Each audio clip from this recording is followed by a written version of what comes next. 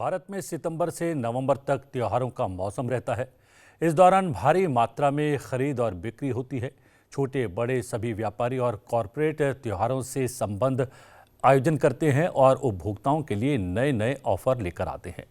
भारत में त्योहारी सीजन का अर्थव्यवस्था पर निर्णायक प्रभाव पड़ता है, क्योंकि ये खपत को बढ़ाता है और आने वाले वर्ष के लिए एक संकेत के रूप में भी काम करता है। त्योहारी सीजन सेल के शुरुआती आंकड़े बता रहे हैं कि भारत की अर्थव्यवस्था को इस बार भी इससे बड़ा बूस्ट मिलने वाला है।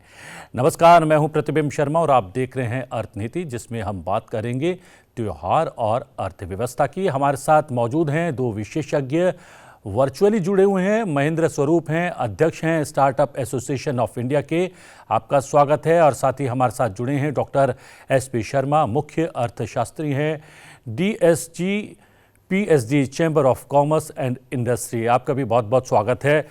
डॉक्टर एसपी शर्मा, मैं आपसे जानना चाहूँगा, मूडीज़ की भी एक रिपोर्ट आ गई है आज, और ये त्योहारी सीजन के दौरान आई है, और उसमें भारत की विकास दर को 6.7 पर उसने कायम रखा है, और उसने वैश्विक चुनौतियों के बीच भारत की ये वृद्धि दर इस गति से आगे बढ़ रही है उसकी प्रशंसा भी की है।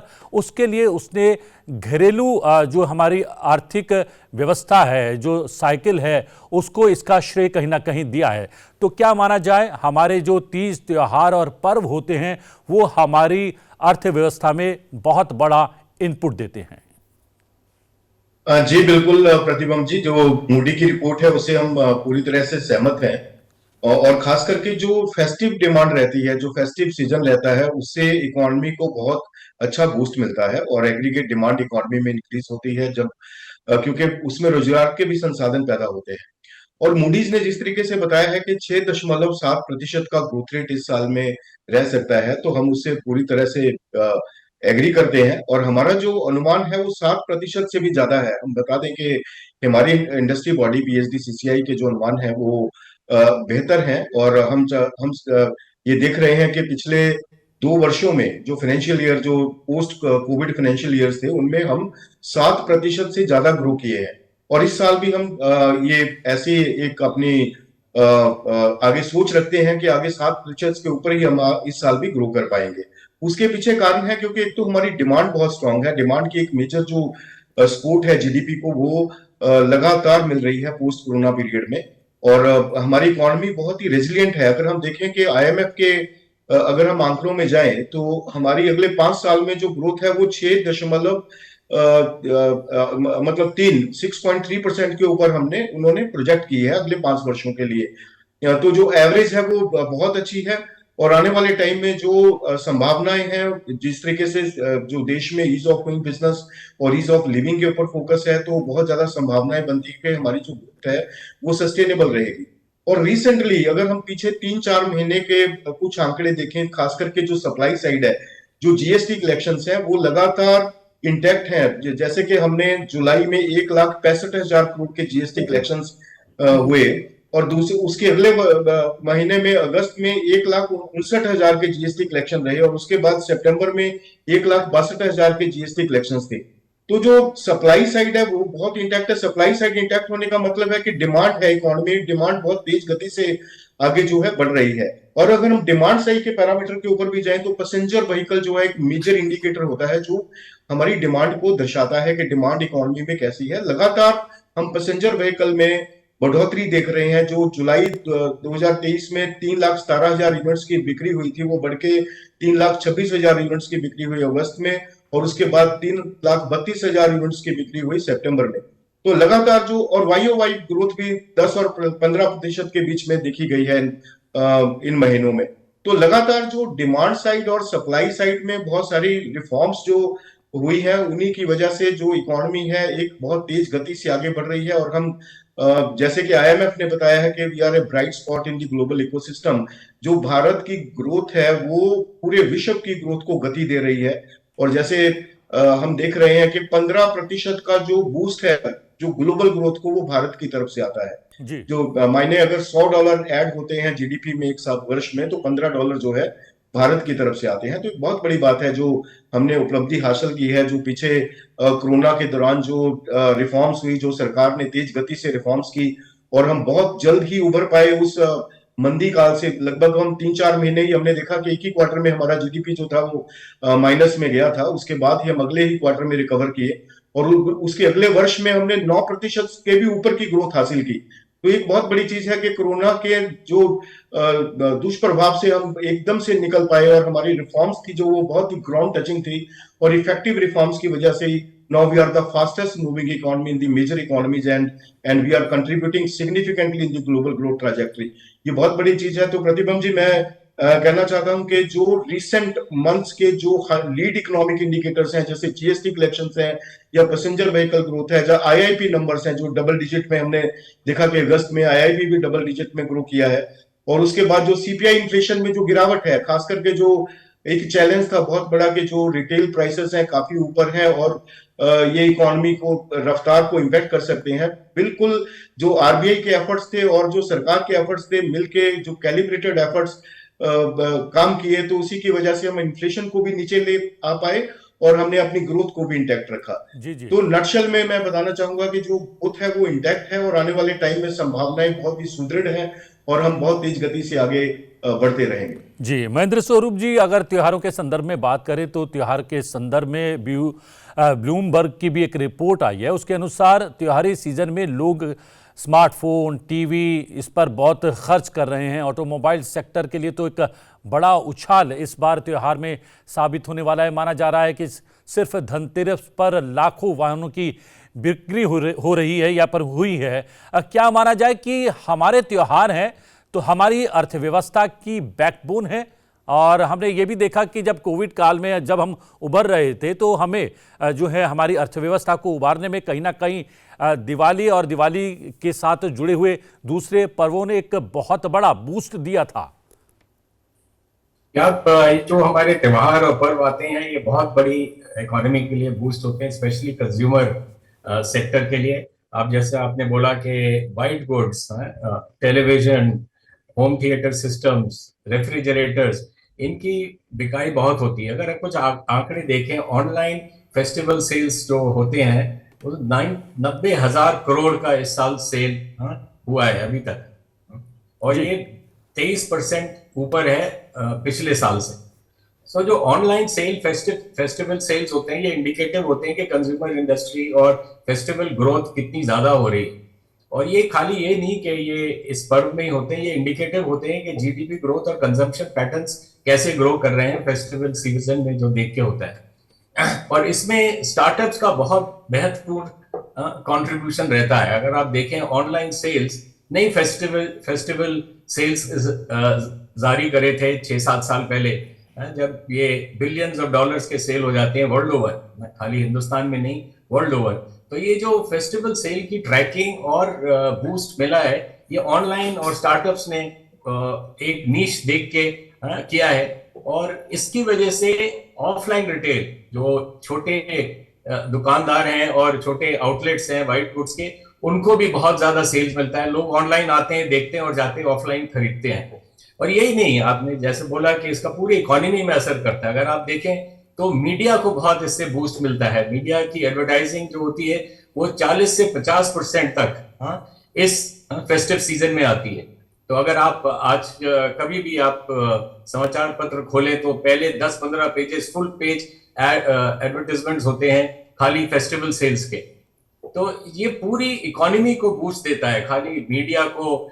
लॉजिस्टिक्स को अगर आप देखें, लॉजिस्टिक्स में कितनी बूस्ट मिलती है, वेयर हाउसेज, लॉजिस्टिक्स, और ये जो गिग वर्कर्स होते हैं जो आपके यहाँ डिलीवर करते हैं मोटरसाइकिल पे आके, इनको कितना बूस्ट मिलता है। तो पूरी इकोनॉमी ग्रो करती है इस फेस्टिवल सीजन में मेरी समझ में। और शर्मा जी बहुत वरिष्ठ इकोनॉमिस्ट हैं, उनको आंकड़े ज्यादा पता होंगे। पर इन महीनों में जो 4-5 महीने होते हैं फेस्टिवल सीजन, दशहरा से लेके न्यू ईयर तक, बीच में दशहरा, दिवाली, धनतेरस और क्रिसमस और न्यू ईयर, इसमें जीएसटी कलेक्शंस भी मेरे को जहां तक ख्याल है 30-40% साल का इसी में आ जाता होगा जीएसटी कंज्यूमर गुड्स से। और एम्प्लॉयमेंट को बहुत बढ़ावा मिलता है इसमें। मोस्ट जितने ये sector, consumer sector festive season में ग्रो करते हैं वो ज्यादातर एसएमई सेक्टर के होते हैं। तो इसमें एसएमई सेक्टर को बहुत फायदा होता है, बड़ी इंडस्ट्री को तो होता ही होता है। और रिटेलर्स को बहुत बढ़ावा मिलता है फेस्टिवल सीजन में।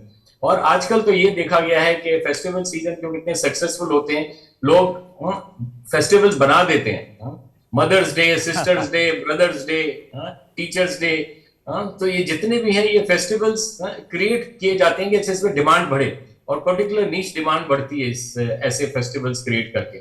जैसे आज का दिन है वो आयुर्वेदा डे बनाया जा रहा है, आयुर्वेद, तो आप देखेंगे कि आज के समाचार पत्र में देखिए या देखिए आजकल आयुर्वेदा मेडिसिन और कॉस्मेटिक्स क्या को बढ़ावा मिलेगा।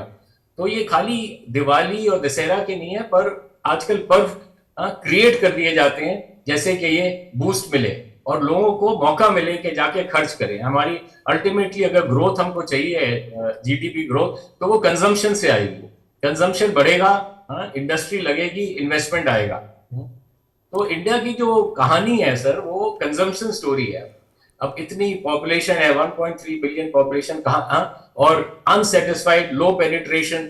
अगर आप देखेंगे तो हमारे पूरे मुल्क में 6-7% हाउस होल्ड है जिनके पास रेफ्रिजरेटर है। तो आप अपॉर्चुनिटी देखिए हिंदुस्तान में कंजम्पशन की कितनी ज्यादा है। तो ये जब पर्व आते हैं तो ये मौका होता है लोगों को कि पैसा जमा करें, और बहुत बड़ा एक अहम रोल प्ले किया है एनबीएफसीज ने, जो कहते हैं बाय नाउ पे लेटर। आप आज खरीदिए, 3 महीने तक आप पैसा मत दीजिए, उसके बाद भी आप ईएमआई देते रहिए। तो आप 85 इंच का टीवी जो 1.5 लाख का आता है आप 3,000 रुपए महीने में खरीद सकते हैं।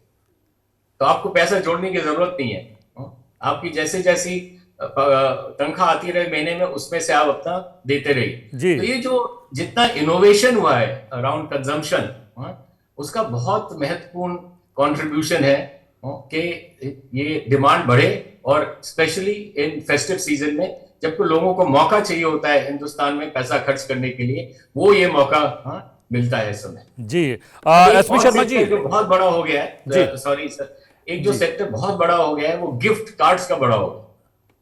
आजकल करोड़ों में गिफ्ट कार्ड लोग बांटते हैं आपस में, कॉर्पोरेट्स अपने एम्प्लॉइज को देते हैं और बैंक्स अपने क्लाइंट्स को देते हैं। तो ये गिफ्ट कार्ड जो आए हैं ये भी फेस्टिव सीजन में है। 1, 1.5, 2, 5 करोड़ के गिफ्ट कार्ड एक ऑनलाइन पोर्टल आजकल बेच लेता है। तो ये सब गिफ्ट कार्ड जाते हैं कंजम्पशन के लिए। इसी गिफ्ट कार्ड से लोग जाके धनतेरस में आज सोना खरीदेंगे, चांदी खरीदेंगे।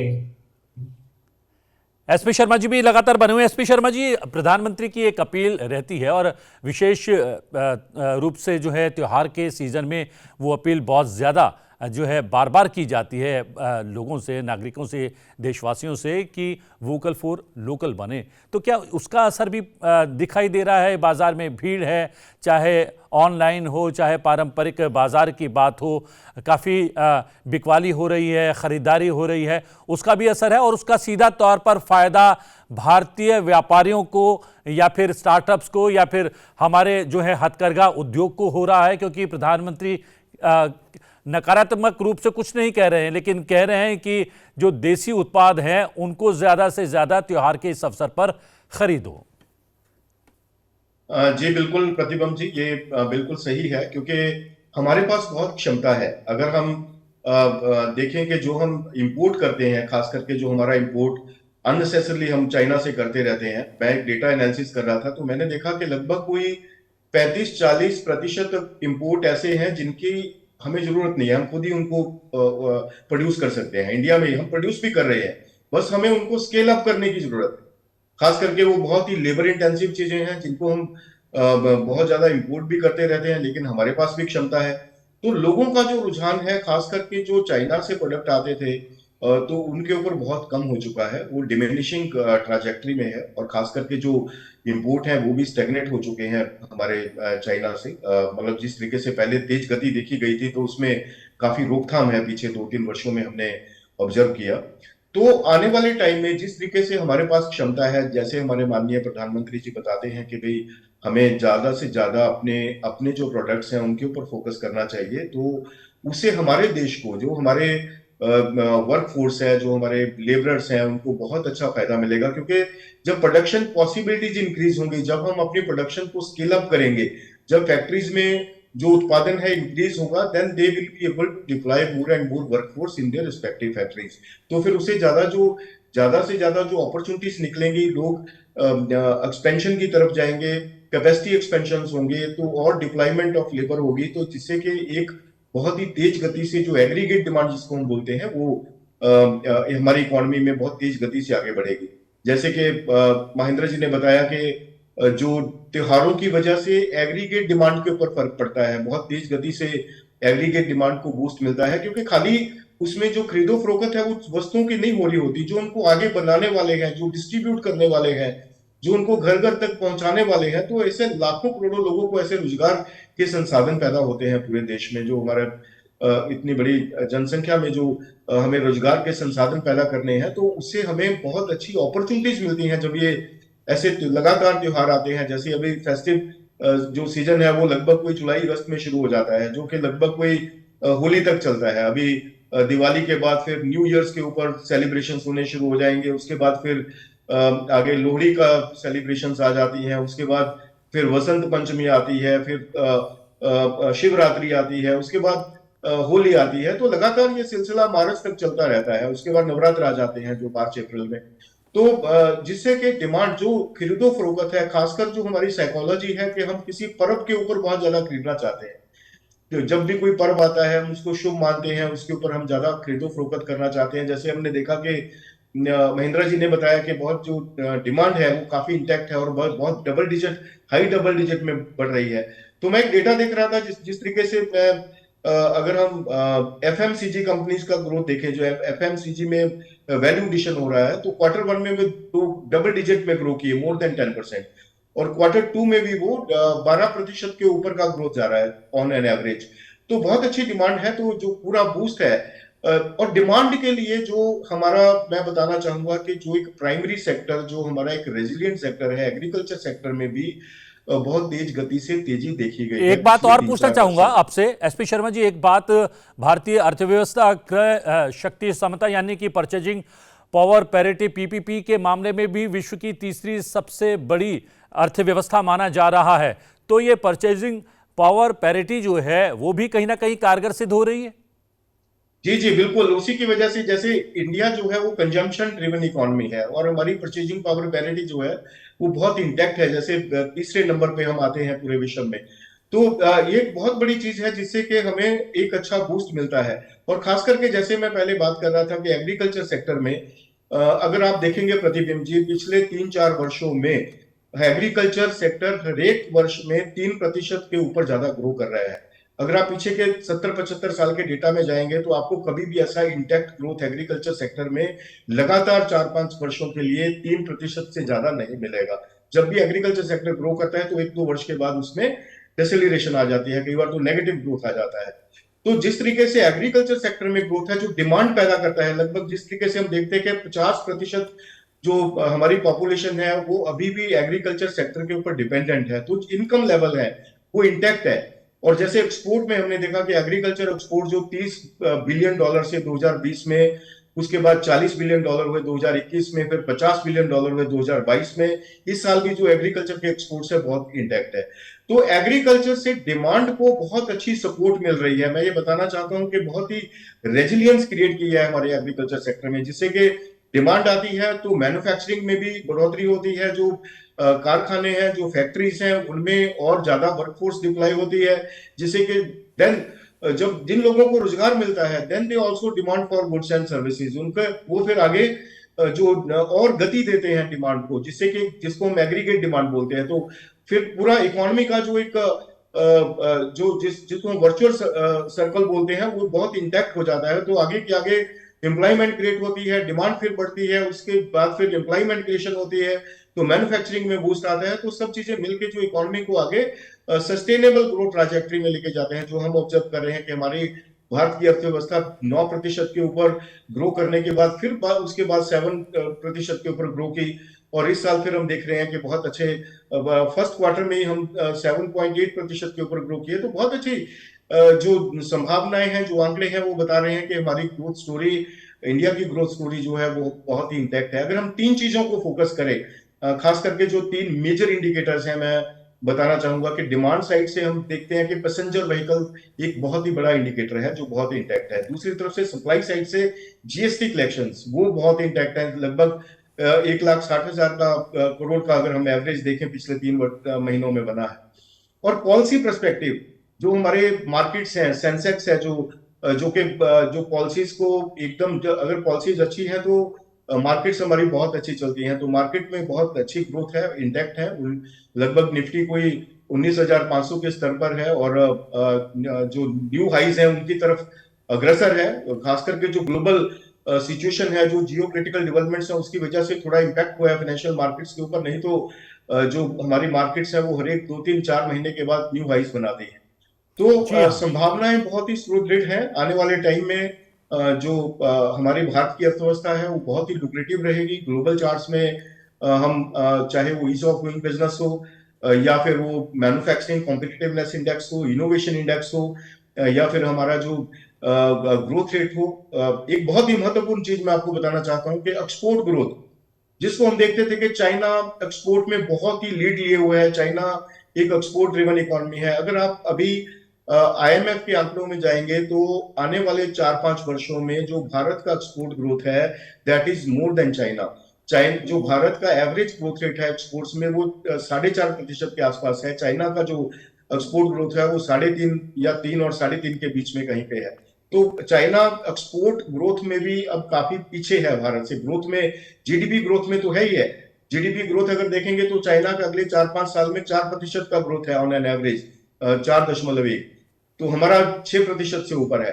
तो कुल मिला के जो हमारी इकोनॉमी है वो अभी now China is behind us, बहुत हम आगे निकल चुके हैं एक्सपोर्ट्स ग्रोथ में और जीडीपी ग्रोथ में। तो संभावनाएं जिस तरीके से, और पीछे जो एसएनपी का जो मैं डेटा देख रहा था कि हम 2030 में थर्ड लार्जेस्ट इकोनॉमी बन जाएंगे और हम एशिया में सेकंड लार्जेस्ट होंगे और हमारा जो जीडीपी है वो $7 ट्रिलियन से ज्यादा होगा 2030 में। तो पूरी संभावनाएं, चाहे वो इंटरनेशनल ऑर्गेनाइजेशंस हो या फिर अपनी हमारी डोमेस्टिक थिंक टैंक्स हो, तो सभी की जो संभावनाएं हैं वो एक स्तर पे हैं कि भारत आने वाले टाइम में जो है थर्ड लार्जेस्ट इकोनॉमी बनने जा रहा है कुछ ही वर्षों में। और जो हमारा जीडीपी ग्रोथ है वो बहुत इंटैक्ट है। और जिस तरीके से हम बात करते हैं कि हम 5 trillion, 10 trillion, 15, 20, 30 trillion dollar economy बनेंगे, जो 30 ट्रिलियन से भी ज्यादा के आंकड़े हैं हमारे पास के। हम जब अपने आजादी के 100 वर्ष पूरे करेंगे तो हमारी अर्थव्यवस्था जो है वो 30 ट्रिलियन डॉलर से ज्यादा होगी। जी ये एक बहुत इंटैक्ट चीज है और अगले ही वर्ष 2024 से हम 4 ट्रिलियन डॉलर की इकोनॉमी बनने जा रहे हैं। जी, और खबर ये भी है कि अक्टूबर में ही यूपीआई से डिजिटल पेमेंट साल भर पहले की तुलना की जाए तो उससे 40% ज़्यादा है। और इसके अलावा रिजर्व बैंक के आंकड़े ये भी बता रहे हैं कि बैंकों पर ग्राहकों का भरोसा भी बड़ा है और ब्याज दरों में लगातार बढ़ोतरी के बाद भी बैंकों से लोन की डिमांड में करीब 12 सालों में सबसे ज़्यादा बढ़ोतरी हुई है। और पारिश्रमिक की बात करें, वेजेस की बात करें तो शहरों में भी इसमें बढ़ोतरी हुई है। ग्रामीण इलाकों में कमाई में खासी तेजी आई है, इसलिए भी बाजारों में भीड़ नजर आ रही है क्या महेंद्र जी? बिल्कुल आ रही है। एक जो शर्मा जी ने बहुत अच्छा पॉइंट रखा कि एग्रीकल्चरल ग्रोथ भी बहुत फास्ट है। सो ये डिमांड जो आ रही है ये खाली बॉम्बे, दिल्ली, बैंगलोर से नहीं आ रही है, ये टियर 2, टियर 3 सिटीज और रूरल डिमांड है जी। तो ये जो डिमांड है ये खाली अब बड़े बड़े शहरों में नहीं रह गई है, ये छोटे छोटे शहरों और गांव तक पहुंच गई है। तो ये जो डिमांड आ रही है पूरे हर वर्ग से आ रही है। ये खाली हायर एंड सोसाइटी और हायर इनकम ग्रुप से नहीं आ रही है, क्रॉस बोर्ड ये डिमांड है। और बहुत डिफरेंट टाइप की डिमांड है, गाड़ियों से लेके, मोटरसाइकिल से लेके, टीवी, रेफ्रिजरेटर, वॉशिंग मशीन से लेके और जूते चप्पल तक ये सब बिकता है। इस फेस्टिव सीजन में लीजिए चाहे जूते, कंज्यूमर डिमांड इंडिया में एक खास बात है, it's right across all spectrum of goods. So ये बहुत बड़ी बात है कि ये नहीं कि एक ही सेगमेंट ग्रो कर रहा है, अक्रॉस द सेक्टर सब सेगमेंट ग्रो कर रहे हैं।